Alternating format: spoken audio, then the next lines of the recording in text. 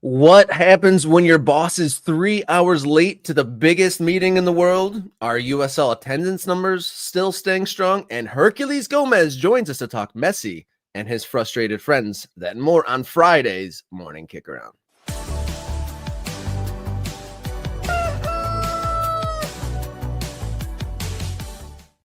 Hello and welcome to the show. This is Morning Kickaround, where we cover the world's favorite game from the world's favoriteest country, coming to you live each Monday, Wednesday, and Friday. I'm Robert Kerr, up from the lower leagues, and this is Jason Davis to my right, and he's coming, and we're joining forces to talk all things American soccer. It's a wonderful day to be a Friday. How are you, Mr. Davis?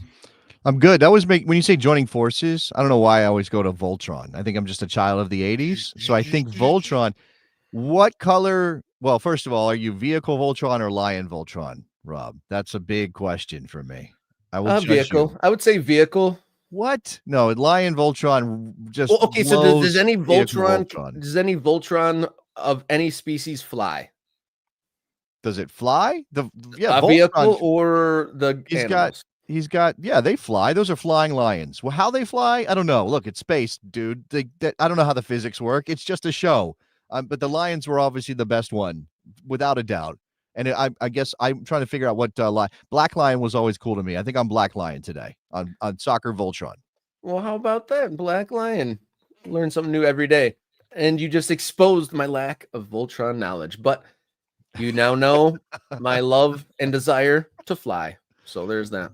Thanks for everyone for tuning in. If you're tuning in right now and you haven't hit the subscribe button, do it now. That's step one in supporting Morning Kickaround's journey to 10,000 subscribers and becoming part of the town square of the American soccer conversation.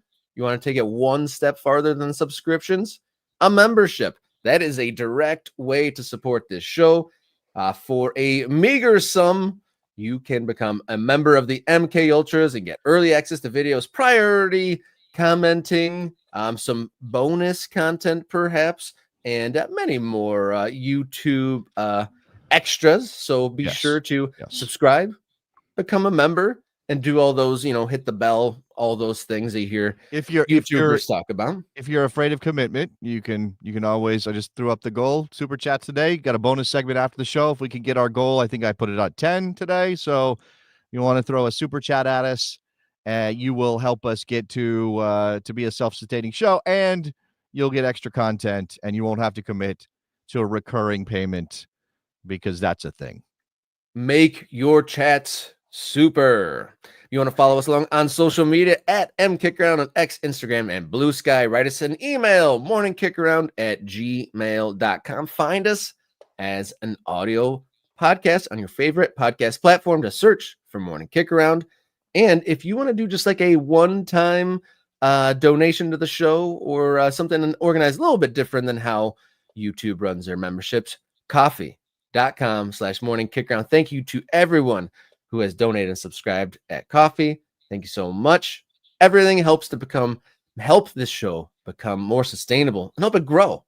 I know some people got excited. We teased 5 days, but we got to bump those numbers up. We can't be doing these amateur numbers, right? That's right. We got to bump those numbers up, and we can really spread our wings here on Morning Kickaround. With all that said, I think let's get into our segments. Let's kick it all off with our long balls here on Friday's episode of Morning Kickaround.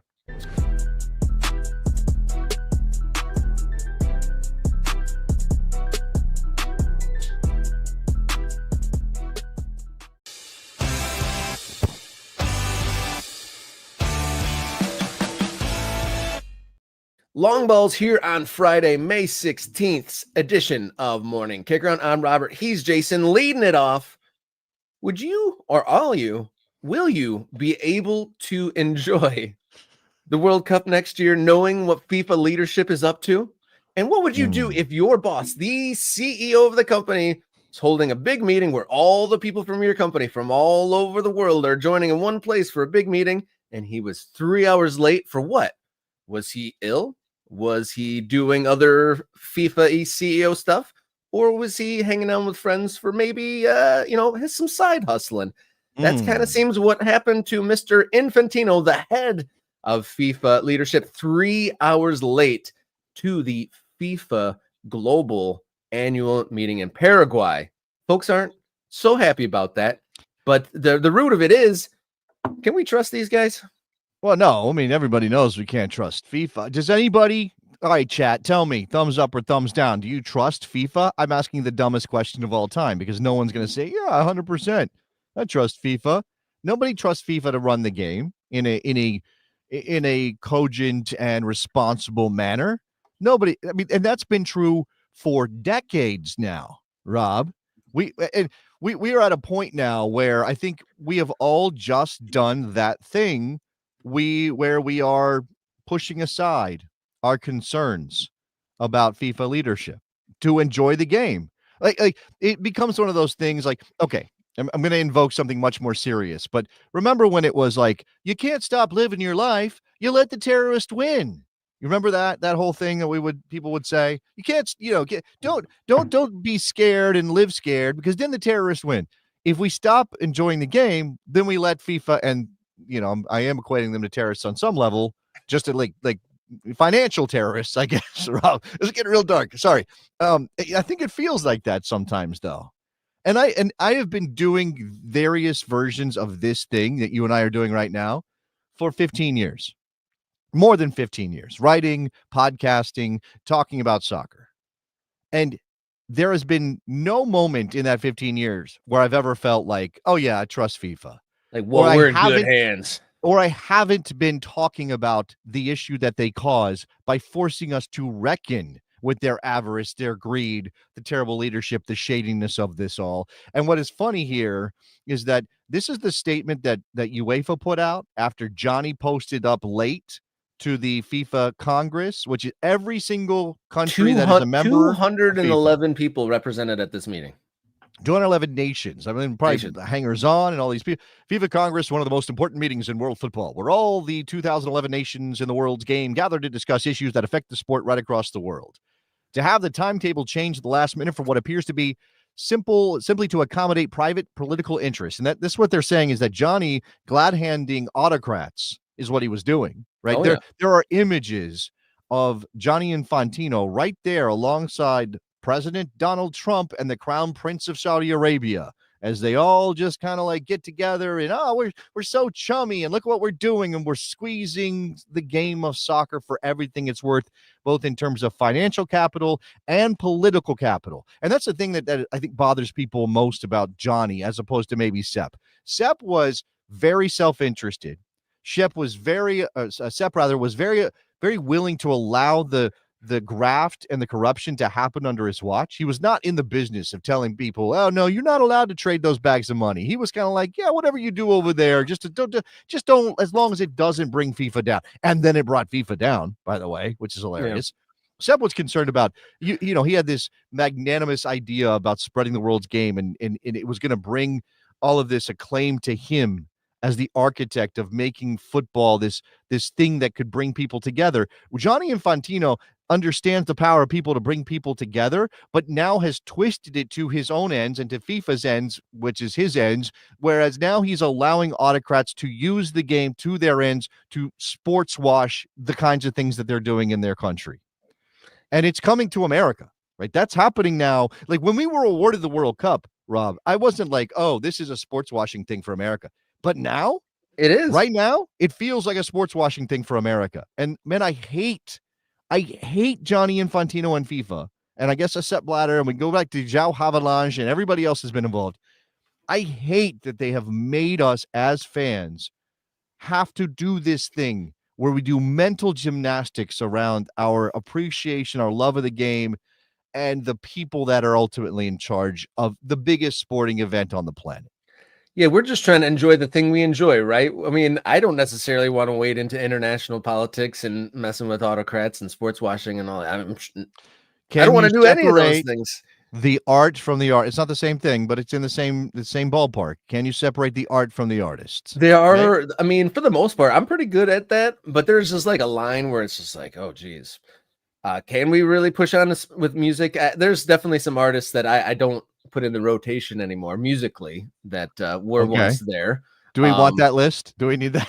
I mean, the easy one that comes to mind is R. Kelly. I Of mean, course. at Yeah, the that's bar, the first Remix one. to Ignition came on at the bar the other night, and I was just, wow. The fun But times, the fun innocent is times they used to be once had. an incredible song. It's an incredible song, and it sucks so hard that you're like, oh, damn it, R. Kelly. No, not R. Kelly. All right, let's move This, on. Let's yeah, move. I was just thinking, like, you were talking about how pretty much your whole radio career, it's always been bad news with FIFA. Have you, like, has there ever, do you recall in your career a decree coming down from FIFA where you're like, that's a good one?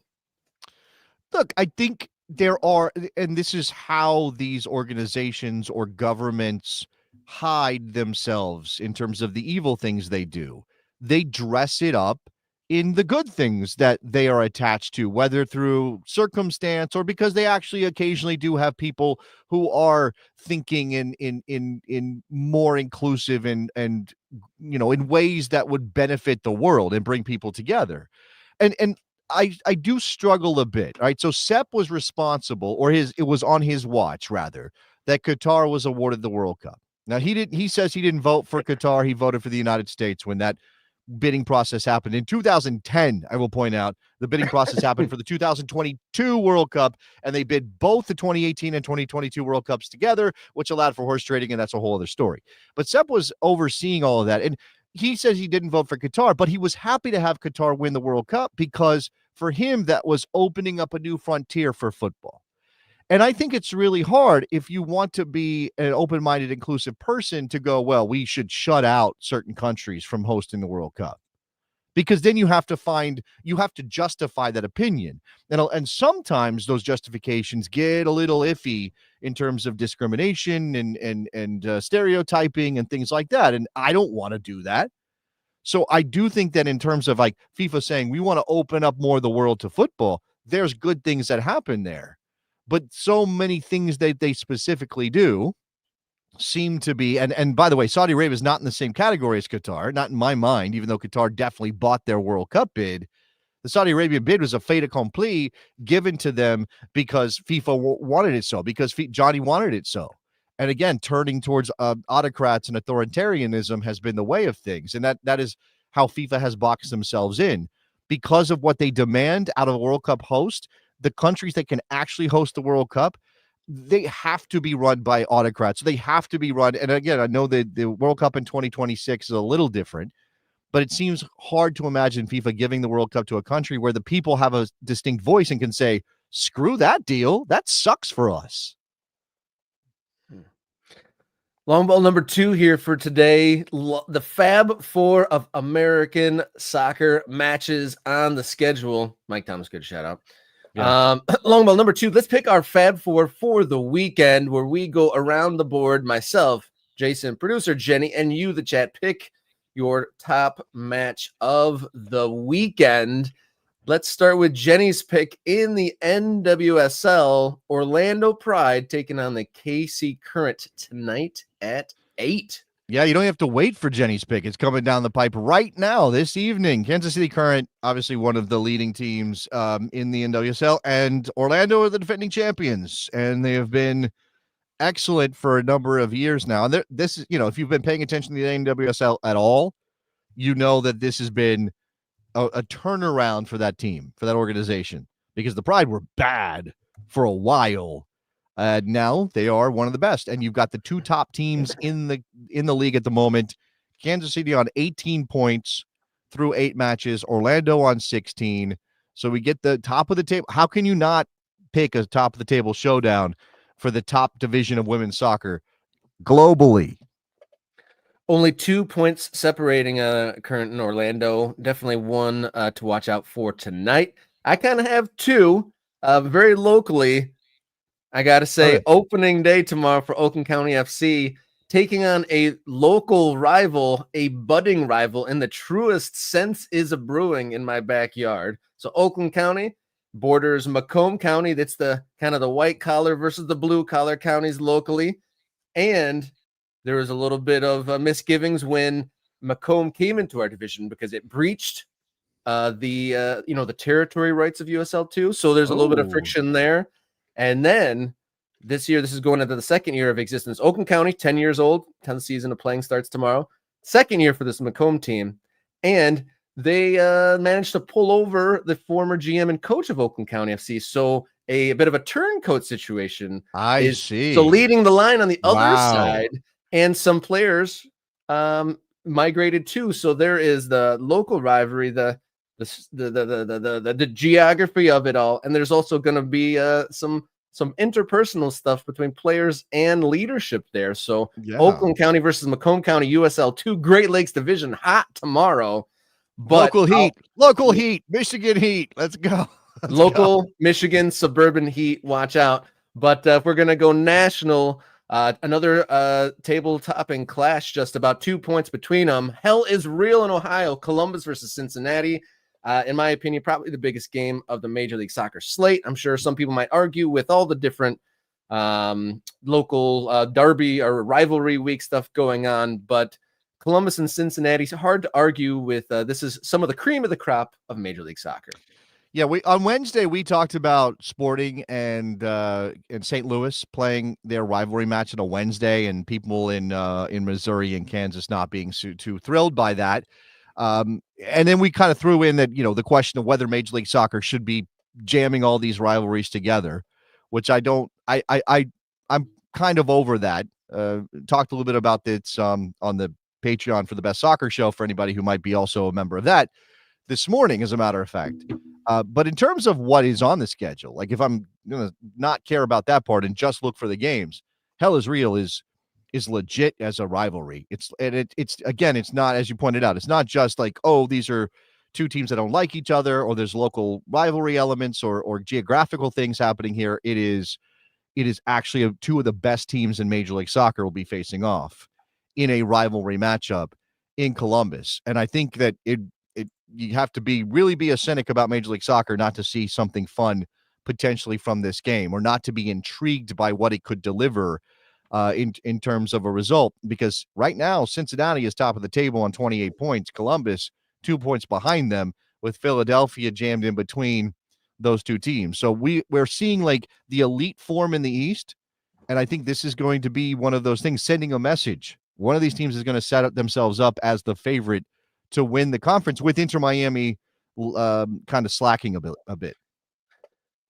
Part of this new format of the Fab Four here on the show is the fourth pick in the Fab Four is the chat pick. So let me give mine. In. Yeah, I was going to come back to it. We haven't gone on. I wanted to give them some time. I want to give chat some time to enter their choices or their proposal, what they might be watching this weekend, into the chat before we go to the third of our selections. Jason, take it away. All right. Well, I'll give mine, but I do shout out. You did make a point. Nicholas Murray has nominated Carolina Ascent and Tampa Bay Sun, the USL Super League. That game's tomorrow night. That's number 1 and number 2 in the standings. Ascent can win the regular season title. Remember that the USL Super League is operating on a European style calendar, which is the Players' Shield, the regular season title with a winner or draw.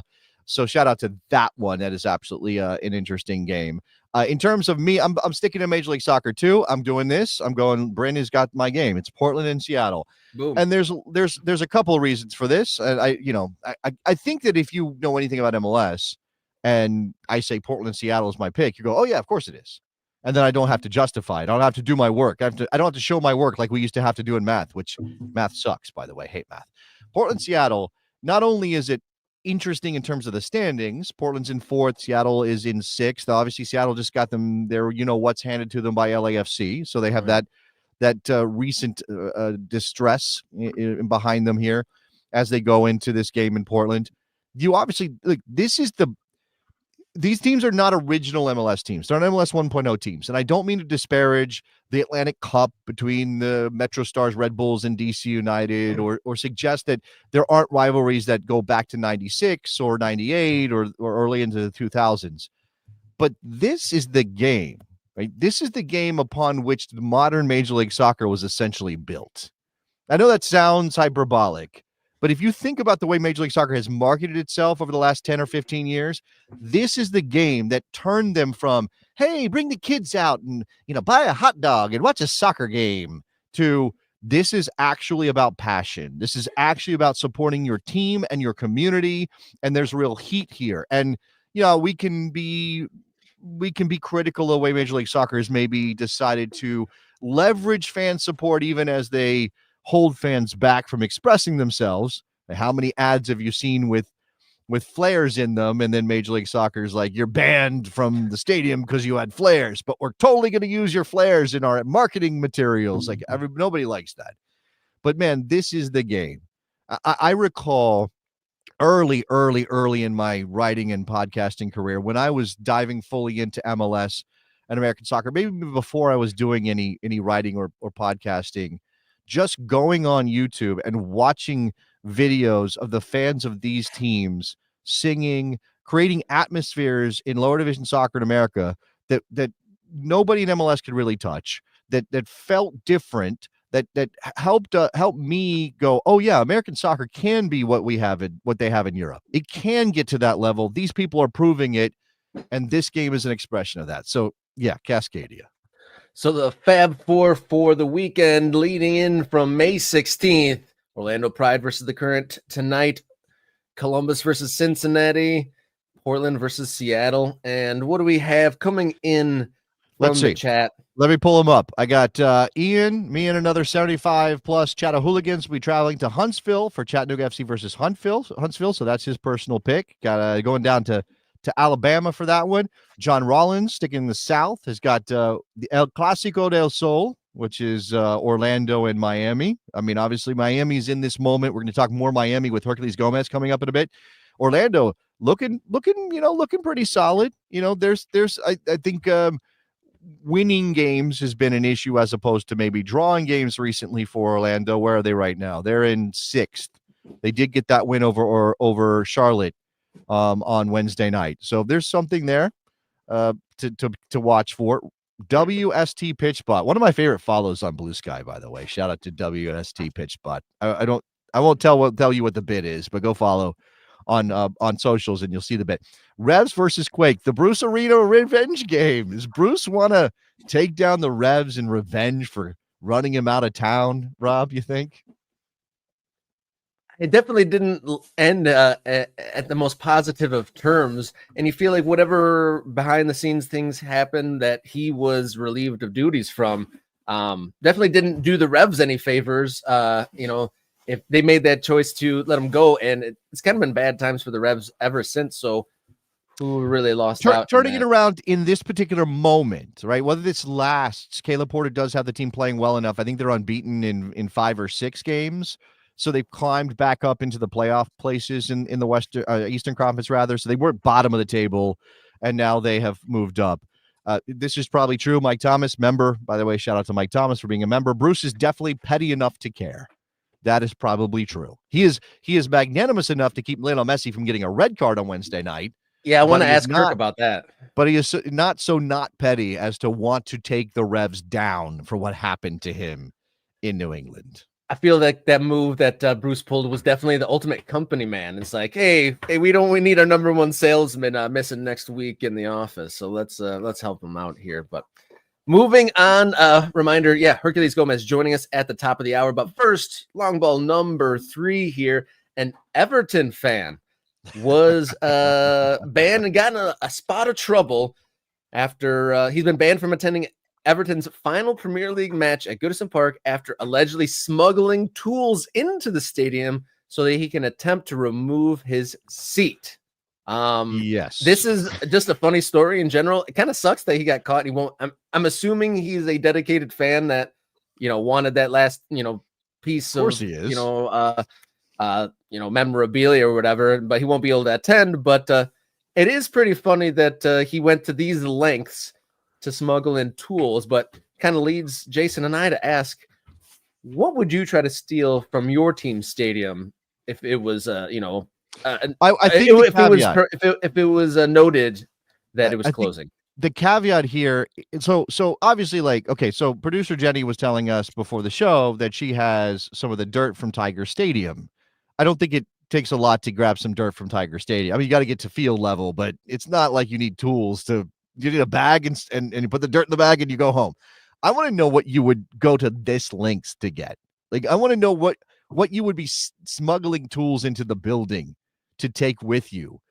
after, when the stadium is torn down, you want to have something, some memorabilia. What would you take? Because it's the level of effort here that is the remarkable part of the story. Like people rip out. In fact, we've had issues of ripping out seats in Major League Soccer in the last couple of years. People have done, terrible things to opponents' stadiums. That's whatever. It's that you jumping on the seat to break it. Don't be an asshole. Don't do that. But in terms of like, I want to take something home with me. They're going to tear down Goodison Park. They're going to tear down the stadium that my team has called home for many years. I want something to remember it by. I'm going to sneak in a screwdriver. I'm bringing. I don't know what else do you need, Rob? What else do you need to take a seat out?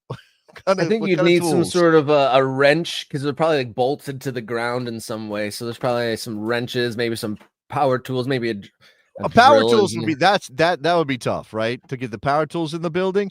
This is a good question from Ian. He tried it on game day. Like, this is a daylight robbery situation. This is not. I don't think this is like a heist where you're going in cover of night or sneaking in. I think this has, because how else do you have access to the building? Right. So, I mean, all right. The club state that an individual brought tools into the 133-year-old ground for the top flight fixture against Ipswich Town on May 3rd.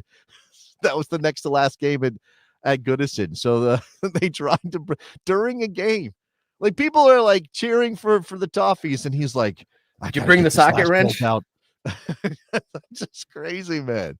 I mean, so we were talking about this. We don't have a lot of legacy stadiums for soccer in America. Those don't really exist. Did anyone try to steal stuff from the Columbus's old stadium? It's still open, but they still use it. But yeah, I don't know. That stadium's 28 years old. It's barely scratching the surface of old at all before they moved on. I think about Providence Park, which goes back to, I think, to the 1920s. But it had so many different forms in Portland. It's not been the way it looks now is not the way it looked then, and it doesn't even really resemble, except for the fact that they can't build on that one end because there's a gym. There's like one end of the stadium in Portland that they can't build on because there's like the Multnomah Country Club gym or so. I don't know what it's called. There's a lot of stuff going on in and around that stadium. There's a lot of relics of the past. Yeah, no, and that's why it's cool, because it's plopped into the city like that. Anyway, so for me, I immediately think about Fenway Park because I am a Red Sox fan and I'm a baseball history guy. And I'm thinking, what would I try? Like I think if you go to maybe I wouldn't need tools, but give me a number from the hand operated scoreboard. Give me something from the hand operated scoreboard if I'm at Fenway Park. Right? I just thought of something comically over the top, like if the green monster disappears and then like in your backyard there's just like the giant green wall. It's like a modest collectible. Wasn't that like Carmen Sandiego? Like, Carmen Sandiego has stolen the green monster from Fenway Park, and you have to find her. Like, it's always something that you can't actually steal. She hid it under her coat. That's right. She walked out with Fenway with the green monster under her trench coat. I do respect the passion. Right? I do respect the desire to hold on to something. And this also points to something else that has happened, right? Everything is for sale. Everything is for sale in 2025, and it's been this way for a while. If Fenway Park was being torn down, it's 100% that FSG would sell every single nut and bolt and seat and piece of wood and hand-operated this and that. They would they would sell all of it, and you would have to buy it if you're a fan. And maybe that shows your passion. You're willing to plop down some of your hard-earned cash to get a piece of your old building. But I guess some people, and I imagine this fan's thinking, which wasn't great, was, hey, this is my club. Like, who cares who owns the stadium? Who cares, whatever's going on with like the financial part of it? I am a fan. I've been in this seat for so many years. This is my seat. I'm taking it with me. You don't get to tell me that I have to pay for it or whatever. A cool sign or something would be fun, but I don't know if what are you going to do with that chair? Are you just going to have like a random chair in your basement? Yes, of course. You told me there are Tiger Stadium seats around the Detroit metropolitan area that people have probably proudly displayed in their houses. Yeah. Come on. Just a random uncomfortable chair bolted into your living room. And then there's an ice cream shop. There's a couple of them down the way. And yeah, this is why we have good. That's why I have good viewers, by the way. Brent is pointing out the Multnomah Athletic Club. I think it's Multnomah. Is that what it is? that's the end of the stadium in Portland that they can't put any seats on. There's like a little small section. The athletic club built the stadium. It was actually like a track and field stadium, I think, back then. And then they played baseball and American football and now soccer. So you ever seen that? A random shout out to this stadium reference, but do you ever see that old documentary, The Battered Bastards of Baseball? Of course I have. Of course I have. Kurt Russell plays a part in that documentary. Yeah, it's great. Yeah, Providence Park, got a little cameo there. I was like, oh, worlds collide here. I did not expect that connection when watching a baseball doc, but that's a good one. That wraps up our long balls here for Friday the 16th. If you're watching this show right now and you hadn't hit subscribe, you haven't hit the button, you won't get spam, you won't get anything like that at all. It's easy, free. You can just do it, and it helps the channel tremendously. If you want to take a step farther, memberships are now available. You can hit that button, become a member, help support the show. You get access to videos early, priority commenting, and much more. We have a super chat goal. How many super chats are we looking for here, Jason? We were looking for 10. I don't think we've gotten any yet. Let me check. Let me look. Nope, we haven't gotten it yet. So nobody wants bonus content today, I guess is what is going on. We did get a new membership. We shout out our new member. Yes, we did. And I will pull back the curtain for a second because I misinformed you about when we would have our guest Herculez Gomez. He will be there at 10:15. So let's turn our attention to the big question of the day instead of what we were planning at 10 o'clock. Does that make sense? All right. Yeah, that makes complete and utter sense. So strap in, folks. We're going to catch our breath for a second and come right back with today's big question.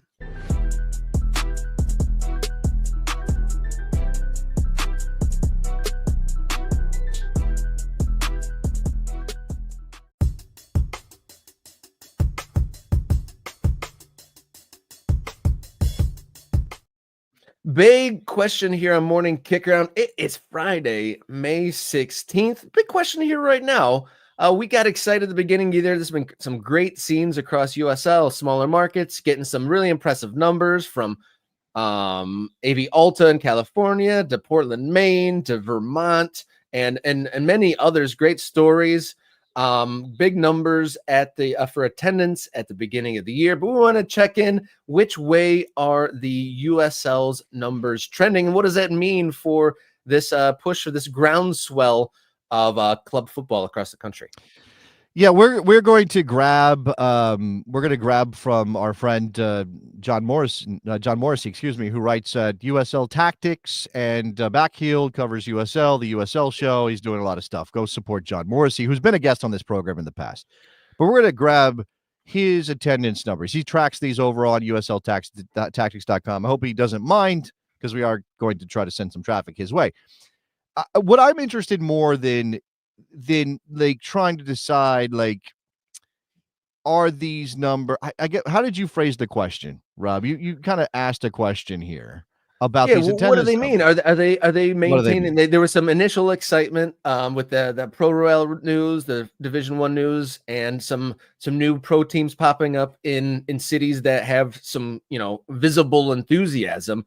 But like, I wanted to check in on those numbers now. Are they maintaining at that high level, or has that initial spring, March time excitement waned since then? We have to throw out that massive caveat, which is that attendance numbers in American sports in particular are always a little dicey. You always kind of have to look at them with a jaundiced eye because teams don't generally report this many people came through the turnstiles. We counted every person who came into the building, and there were 12,316 people who came through the turnstiles on game day. What they tell you is we sold or we distributed, because it's sales plus distribution through other means, could be comps, could be we distributed 12,316 tickets. And that's the attendance number that they report. That's not that. And I don't know, does that matter for how we perceive the success or failure of these teams relative to their attendance numbers?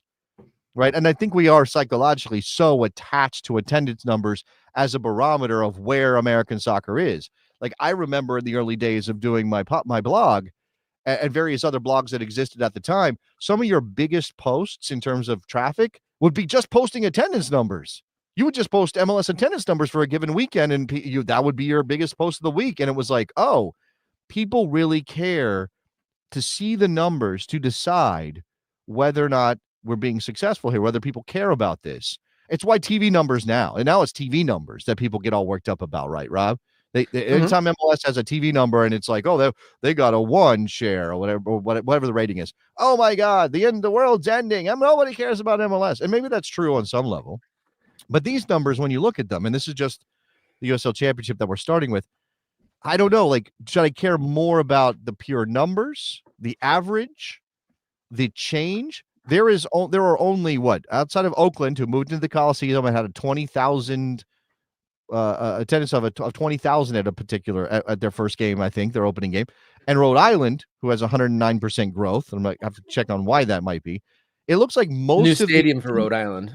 Okay, well there you go. Most of these teams have seen actual downturns. Now it's early though, right? It's early, but downturns in their attendance. Should we panic about that? Like, should I allow myself to go, oh my God, I can't believe that this is what's going on here? This is one of the things that I really want to touch on with Herculez Gomez. Like, where is the positivity index going? Like, there are some really positive ones here. There's stadiums going up, and obviously big exciting scenes at new places that we didn't necessarily think that soccer would take off and have its own culture. But at the same time, there's some drops. Like you said, there are some negative percentage numbers on this list.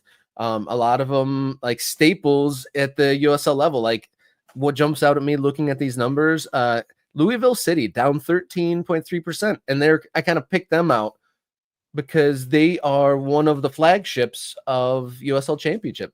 They have, they're the most professionalized. They've got, the very modern and, high level stadium, and they've won championships, but their attendance is down. 13% is not nothing. It's not nothing. Like to your point, attendance numbers are tricky. It's just like TV ratings and radio ratings. They mean a ton, but the reporting tools are smudgy. Yeah, we don't tend to care about context too much when we look at these, or we don't take into account. We're not like, oh, this team, the weather was bad for a particular home game, or there was another big event in town that took people away from going to a game, or the team is bad. I mean, we don't. I think there is this thing like, okay, we should expect attendance to go down when a team is bad, but when we look at these numbers and they get flattened out, we don't go, well, we can understand why the numbers are down because the team is bad. We just go, oh, that's not good.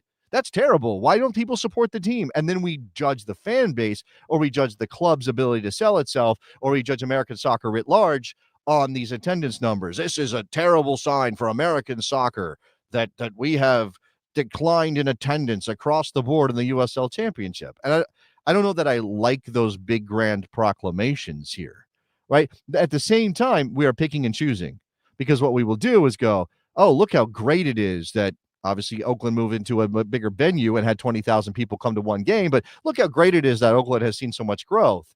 But then we don't necessarily want to focus too much, or we want to minimize maybe some of these other drops because they don't serve our narrative if we are backing USL to continue to grow. Does that make sense? I mean, again, it's sort of choosing positive over negative.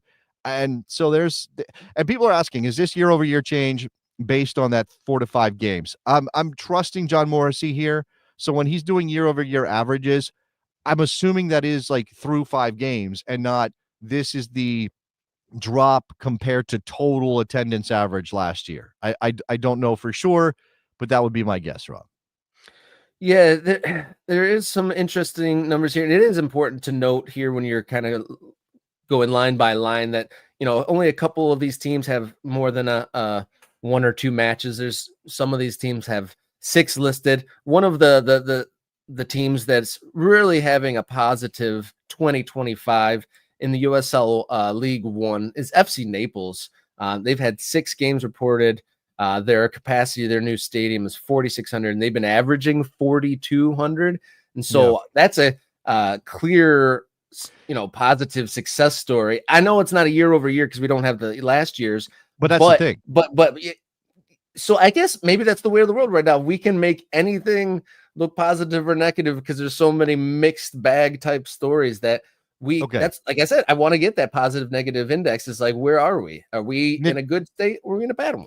Nicholas Murray, who would probably know, says that he believes these are the overall averages from the 2024 season. So the change year over year isn't compared, at this point last season or at the number of games they had at home last season. It's their total average. All right. So, okay. So that does not, that's not a completely accurate picture, because what we're saying here, and again, we're doing some math analysis, which is not, I'm not going to pretend is my strong suit, but what we're saying here is, Sacramento Republic isn't down 8.3% through 5 games. They're down 8.3% compared to last year. And, when we get into the summer, when school gets out, I just talked about how MLS kind of turned their marketing away from family friendly and move more towards passionate support as a way to sell their league. I don't think that means that it doesn't, the summer matches don't matter to MLS and their bottom line and game day revenue, because clearly they do. And, there's always the 4th of July game and the fireworks, and you bump up the average because you fill up the building with people who come to watch the fireworks show. I would imagine, and this is why that change year over year column matters, that a lot of these teams are going to see some of their better attendance numbers when the weather gets warmer as they move into the summer, Rob. I mean, some of these teams have hosted games in what is effectively winter in their locations. I mean, Detroit City can't possibly have played a game in weather that's been warmer than 70 degrees so far this year, is my guess. So yeah, there's been a couple nice ones, but like usually the entire first third of the season in Detroit is 50 degrees and raining and not a pleasant experience. And those numbers will definitely climb for Detroit as the weather improves there.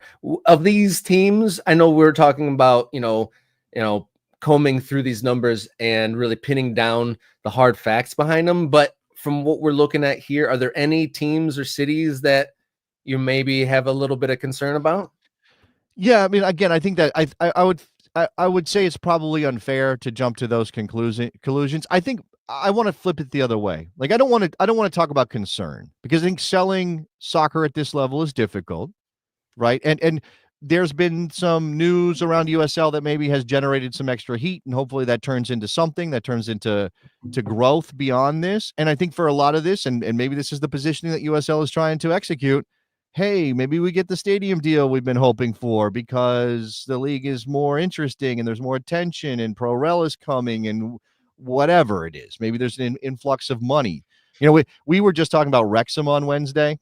Mm-hmm. And we may respond to some comments about what I said about Wrexham. And I think we at least got 1 or 2 comments. It was like, where's the money coming in? The money that went to Wrexham, why isn't it coming into lower division soccer in America? And I think in some cases it is. Obviously not at that celebrity level. But what you want to see is okay, these are teams that have potential to become bigger in this. And I don't mean bigger in the sense hopefully get into MLS one day, because that's not what every fan wants. But if we want to imagine a world where we have a fully grown out pyramid and we can do Pro-Rel and it works as an idea, not just within USL, but across the board, well, then we need these clubs to be established, right? We need them to feel permanent.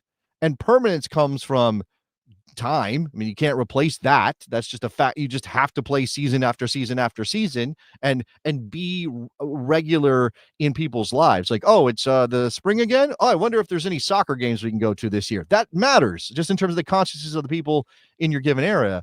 But also what matters is, again, having a permanent home, having a place where people can go, oh, that's the soccer team stadium. And it's not moving. Next year, it's not going to be across town, or we're not going to, have to find another baseball stadium to build in or to play in. And some of these teams are working that out as they grow.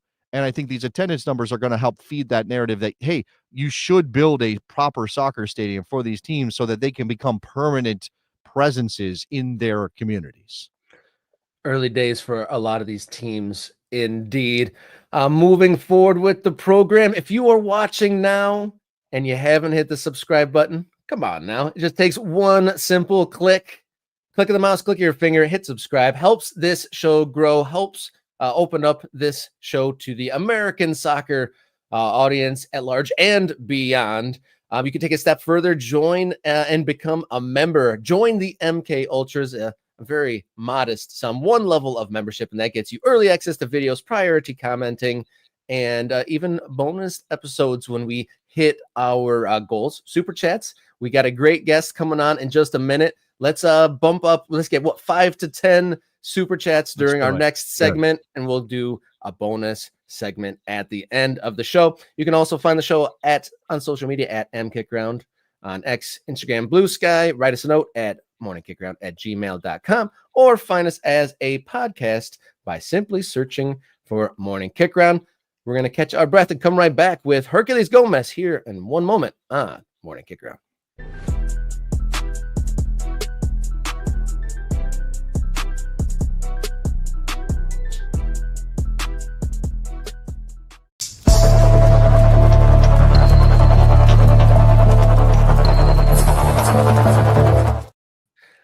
Hot topic for the day here, Friday, May 16th, here on Morning Kickaround. As you see on your screen, we are welcomed by special guest, former U.S. international player, and you can see him across the ESPN platforms and the Vamos podcast. Welcome and very good morning to Herculez Gomez. Thank you for joining us here, sir. How you guys doing, Robert, Jason? Good to be with you guys.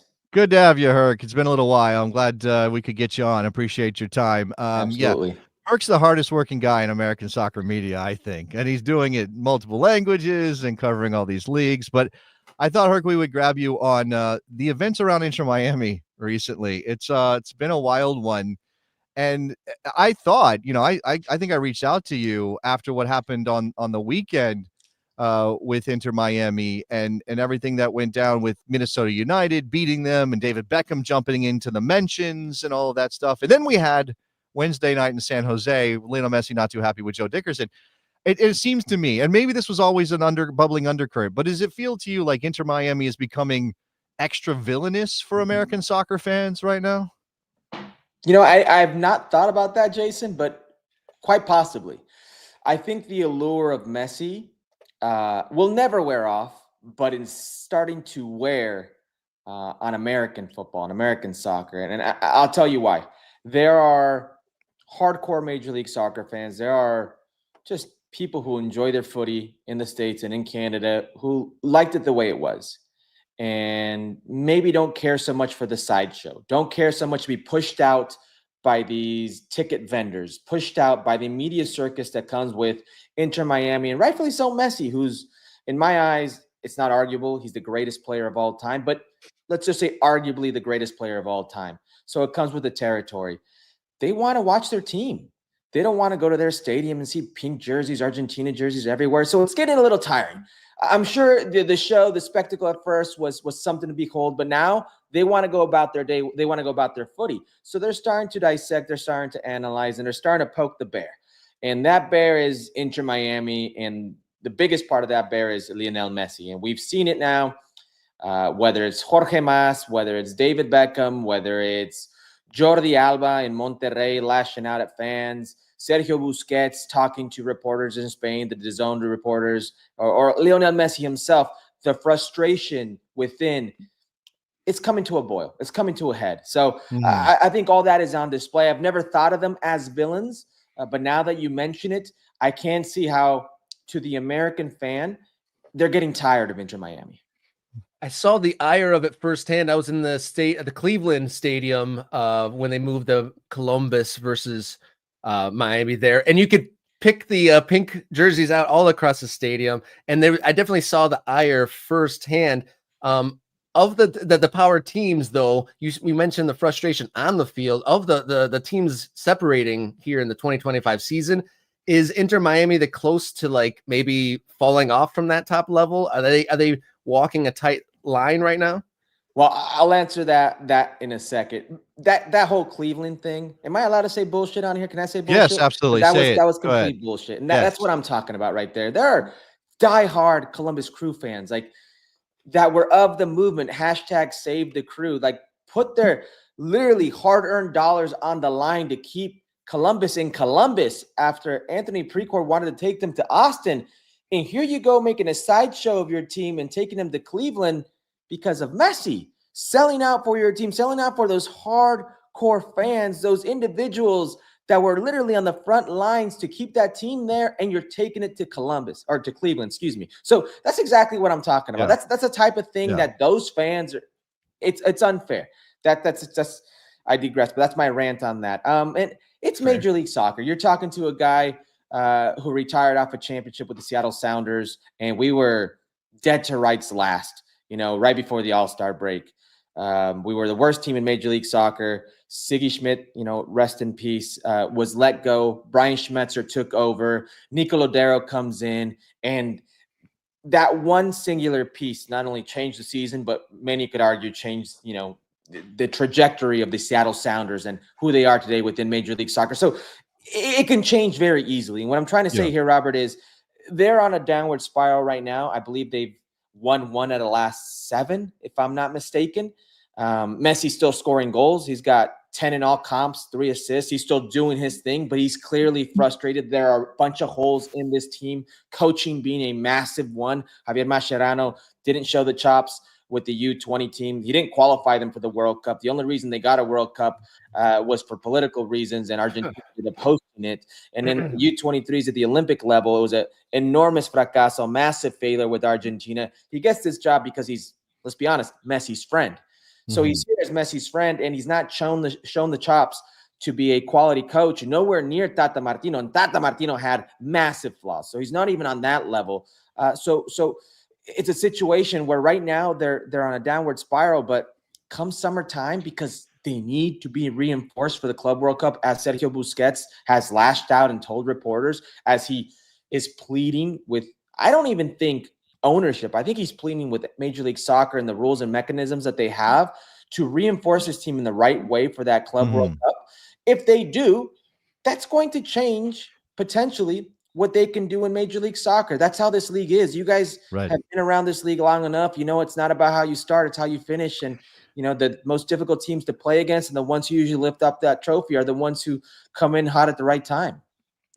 Ark, it's interesting that because Inter Miami, obviously the most visible team in Major League Soccer by having the best player on the planet. He brings a bunch of friends over. A bunch of friends join him here. He's got an owner who's clearly willing to do everything he wants. Again, Javier Mascherano taking over.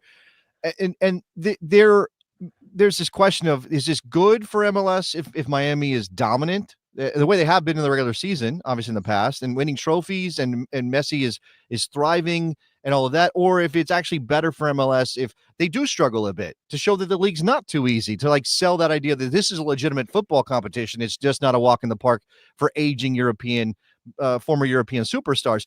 How do you kind of view that tension? Because I also think Major League Soccer and Don Garber has been very careful not to sort of always sort of just genuflect in the direction of Messi. He's kind of said Inter Miami has to follow the same rules everybody else does. Messi's obviously very important, and they've centered so much of the marketing around him.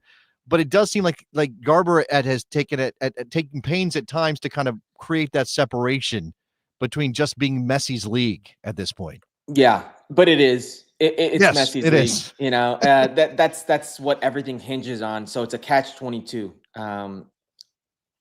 The rest of the world is paying attention. So if they saw a bunch of 30-somethings, a guy who will be, by the way, in June, 38 years old, dominating the league, and his friends, a guy who was on one leg in Brazil, they told us could no longer walk and needed injections to feel normal every day, come in and score 20 goals and be an MVP candidate like Luis Suarez was.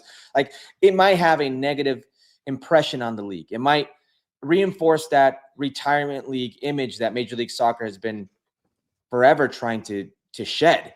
That's one end.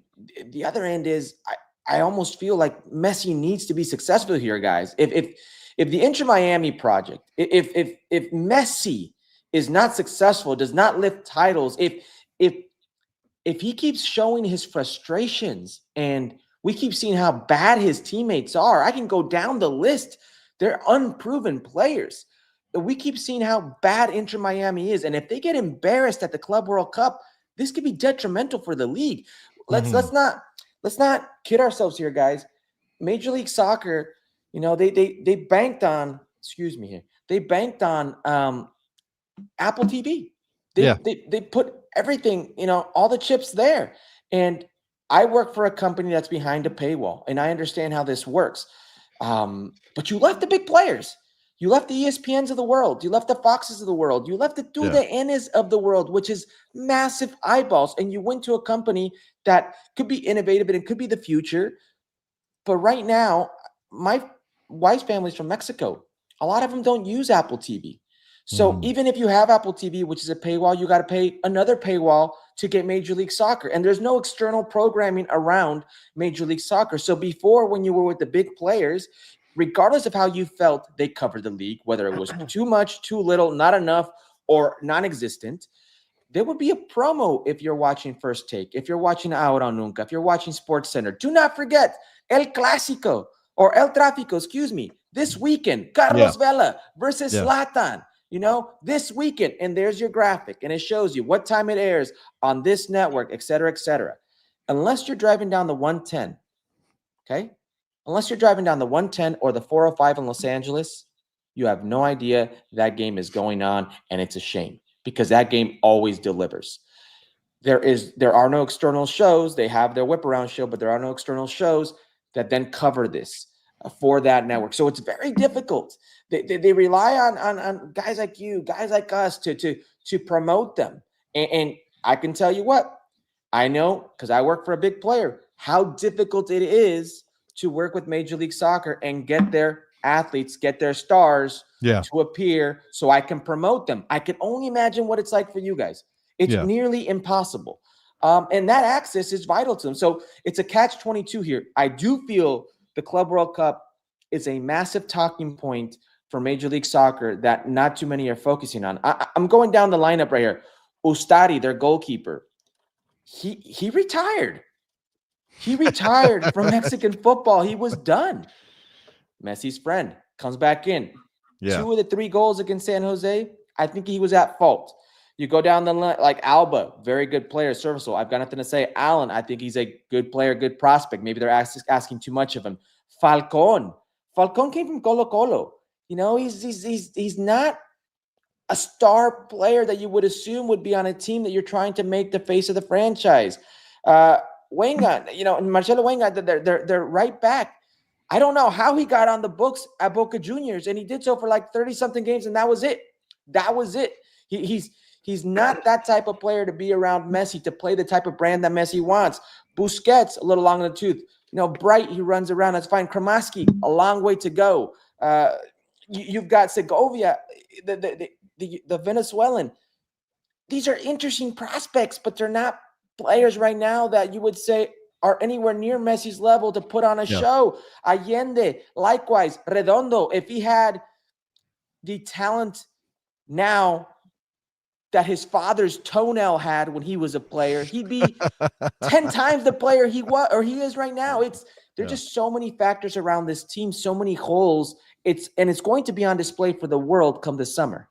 Yeah, that's interesting. Let me ask you about the Club World Cup, since you brought that up. Hurricane, obviously people will be watching to see how Messi's Inter Miami gets along, but obviously we're going to get one more team determined for this thing after the Club Leon Pachuca situation resolved in Club Leon being kicked out of the tournament. We get LAFC versus Club America at BMO Stadium in LA on the same day as the Champions League final, I will point out. So you can watch the Champions League final and then I guess watch that game. What do you make of that game? Because I've said I think it's the biggest one-off game between an MLS and a Liga MX team or Mexican club in history. It is. It's the most expensive one because the winner is going to get $10 million immediately for participating in the Club World Cup. This Club World Cup makes you think. FIFA makes you think. And I know we're talking about an extremely squeaky clean organization that will never be put under question and should never, ever be assumed that their best interest isn't the sport of the game or isn't the integrity of the sport, excuse me. Mm-hmm. But they were having real troubles to find a TV rights contract. Mm-hmm. Mm-hmm. And in comes Televisa. And about a month later, out of the blue, Televisa, whose ownership has problems with Grupo Pachuca's ownerships. Oh, all of a sudden, this comes about. Mm-hmm. Now, multi-club ownership is frowned upon. I use frowned upon because FIFA would say it's not allowed, but they don't enforce it. They will say they don't have authority to enforce it, so they leave it up to confederations. So it's frowned upon, okay? So ultimately, Leon is not a victim here. I think the victim here is LAFC. Okay. LAFC should not be having to play against the best team in the region today to qualify for a tournament that was hosted 2 years ago, that they were the runner-up. If this is a beauty pageant, they'd be next one up. Next beauty queen up, that's it. You're not going to face off this year's beauty queen. You're not that would be theirs. That would be theirs. They would come in. So I think they're the only victim here. Okay. But a That's one-game interesting. playoff Mhm. where now you can sell the TV rights and now you can pick and choose where it is, because it's not going to be in Mexico. It's not going to be in New York. It's going to be in LA, a big market. And you can do that one-game playoff with everything to ride and sell it, promote it. FIFA ends up winning here. Yeah. Let's say it's Club America, and I do think it'll be Club America. I'm sorry to my LAFC peeps. I do think it'll be Club America. That's a massive, massive upgrade for a competition that is struggling to sell tickets, a competition that is struggling to be relevant like its European counterpart, the Champions League. Yeah. Having Club America in this competition is gold for them. So it's funny how they end up winning. It's funny how they came up on top on this one. Yeah, funny doing a lot of work there for sure. Running over it a little bit, but I did want to ask you because there's so many stories, both positive and negative, and you're obviously a veteran covering this game, and you've definitely dug in, done a lot of work promoting and covering the game. But in American soccer, with there's a groundswell of smaller market teams and the USL news and everything, and that's a positive. But you also have stories like this, a lot of like pay for play, and then obviously the struggles of the national team. I want to get your score on your personal soccer positivity index, like on a scale from -5, where I'm feeling a little jaded and negative about how things are going, to a +5 to this is the most exciting time to cover soccer in this country. Where would you land in that positivity index? All right, can we Robert, when you say cover soccer, what do you mean? Because I just got done watching a 17-year-old like score one of the best goals I've ever seen in my life and win a league title for Barcelona. Are you talking world football, or are you talking domestic? Domestically, Yeah. right here in the States. Because As an American, Herc, talking American soccer, how do you feel about American soccer right now? The cynicism level, the positivity index. That's so complicated. Let me break this down for you. Why I think it's complicated, because Christian Pulisic, like his team had a mediocre season, one of the winningest teams in European football. Only Real Madrid is a bigger winner in European football. It's not my opinion. Those are trophies. Those are statistics. Go look it up, right? That's what it is. Yeah. But he had a hell of a season, a hell of a 2 seasons. And his numbers are on par. And I've been saying this for quite some time. Like at times this season, Christian Pulisic has been world-class. His numbers indicate that. He's on par with Lautaro Martinez, who was a Ballon d'Or candidate last year, will be a Ballon d'Or candidate this year. And Lookman, who is destined for bigger and greater. You should leave Atalanta. Like those are his numbers. Those are his comps. No other player since he's come into, Italy comes close. Those are his 2 comps. So you could say you've never had a player like that. Like on the men's side, like that's something to feel damn good about, right? But then you look at the national team coming in 4th out of 4 in a tournament for 4. You look at Pochettino and how much you paid for him, and you look at what you're getting. You're like, is he really that invested? You look at how difficult it is for some people to keep up with Major League Soccer because they've made it difficult for you. They put everything in like this 4 or 5 hour window. And I get paid to watch football. I get paid to watch the sport. I get paid for soccer. It's difficult for me to watch Major League Soccer. Like I have to go out of my way, find it, either say I dedicate this time to it and say I can't watch these other things that I'm going to talk about Monday through Friday about, or I watch it the next morning. Like it's so difficult for me to find games that I can watch in Major League Soccer that I say I have to watch this. I got to watch Inter Miami because it's messy, right? I want to watch the LA Markets because I think they're important. I want to watch the Sounders because I think they're a culturally an important team in the spectrum of U.S. soccer. But it's so difficult to really find the time, and they allow me to watch it. They don't do a good job of saying, this is what's going to happen. Like Liga MX has their flaws, but you could Friday, Saturday, Sunday, and sometimes Monday, find games, and they will hardly ever cross over. I know the amount of games makes it difficult, but I wish Major League Soccer was better at that. So it's a long answer, but I don't feel, even though Messi's here for American soccer, this is better than the 2019 year where Carlos Vela, and Zlatan Ibrahimovic were going at it. Like, I covered that on a big network, and we had that on SportsCenter. We had that on Aro Nunca. We had that on Football Miracles all the time. You know, there would be First Take talking about Zlatan, PTI. Like, that's just the network I work on. It felt like there was more going on and more to feel positive about back then. But I think it goes in waves now. So I'm going to say, if you go +5, -5, I'm going to say I'll give it a 2. Okay. All right. I'm glad to hear we're at least in the positive range. Yeah, because Messi. Good. Well, are you so kind of like alongside that, just again, we'll finish with this. Does that mean you are positive about next year and what the World Cup means for soccer in this part of the world?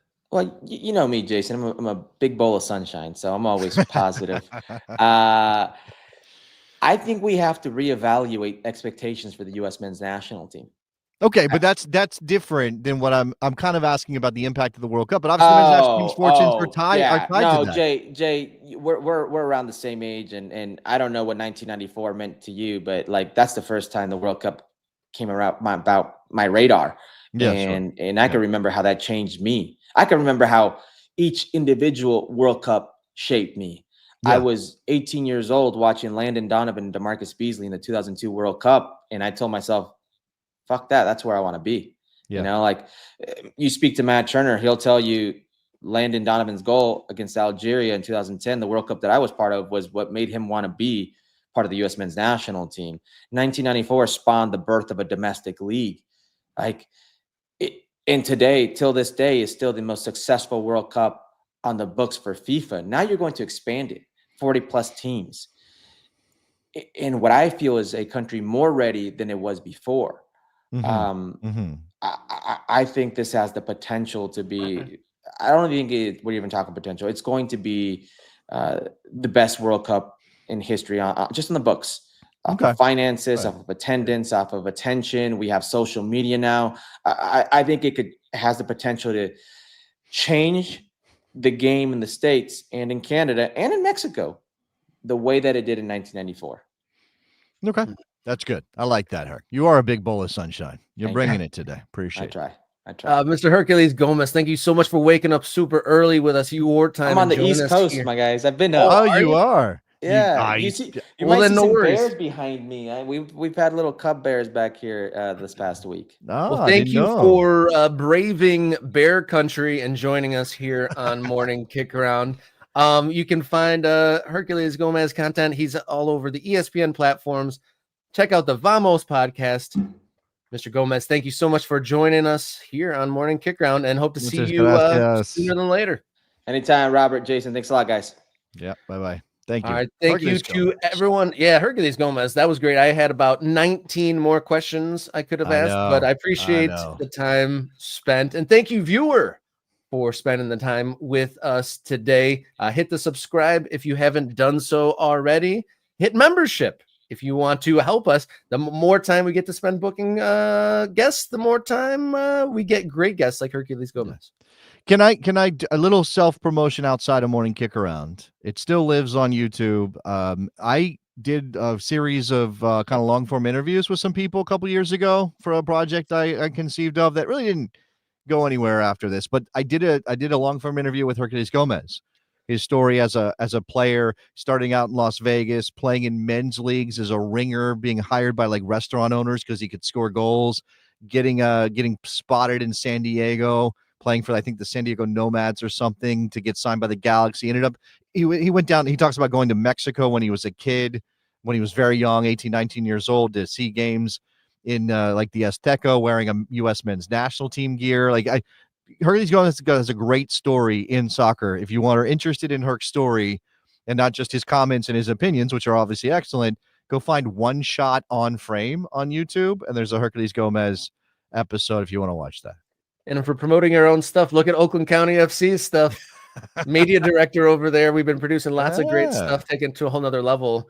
And we got our local derby tomorrow in Royal Oak. But that's the show for Friday. I believe I was doing the like and subscribe things, and do so more than ever. We are, past, I think we're coming up on 2,200 subscribers, on our way to 5K and then 10K. And then I think 10K is about around the goal of a 5-time a week show, something like that.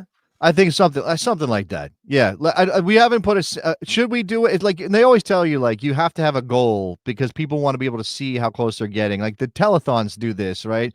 Like, oh, look at how close we are to our goal, and that encourages more people to get on board. So yeah, I mean, I guess we need that rush of people, and if we get to 10K, we could absolutely justify a 5 times a week show. I think absolutely. And again, when we get to some goals, we'll do some bonus content. If you, Rob's already pushed, become a member, become an MK Ultra on YouTube. If you do that, you get access to some bonus stuff. I think we're going to try to do some bonus content for our members coming up in the very near future. So look for that. Yeah. Like, subscribe, follow along on social media, X, Instagram, and the Blue Sky. It's at Kickaround. You can write us an email, morningkickaround@gmail.com. Find us on your favorite podcast platform. Just search for Morning Kickaround. And if you want an alternative way to support the show outside of YouTube, coffee.com/Morning Kickaround. Lots of options for you there. All right. Wonderful Friday show. Happy Friday to everybody. And then we'll be back on Monday for another episode of Morning Kickaround. Until then, everybody, please enjoy your soccer.